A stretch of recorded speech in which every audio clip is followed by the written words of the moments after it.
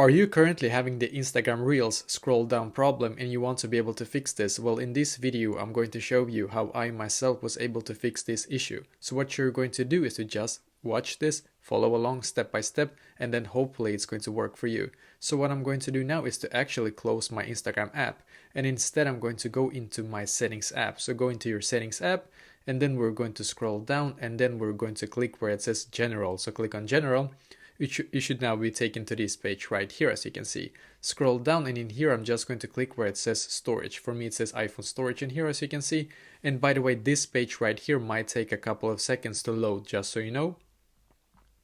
So I'm just going to load here, or rather scroll down here, and then click on the Instagram app, as you can see. And now you need to locate where it says Offload app and click on it. Once again, click on Offload app, as you can see. It's going to probably take a couple of seconds, and then we're going to click on the blue button here again, as you can see, to be able to get the app back on our phone. Basically, what will happen is that when you have done this update right here, it's going to automatically update to the latest Instagram version, and it's going to fix all the bugs that was in the previous version. So basically, when I did this myself and went back to the Instagram app, it's now working for me. So I hope that this will be able to fix this issue for you as well.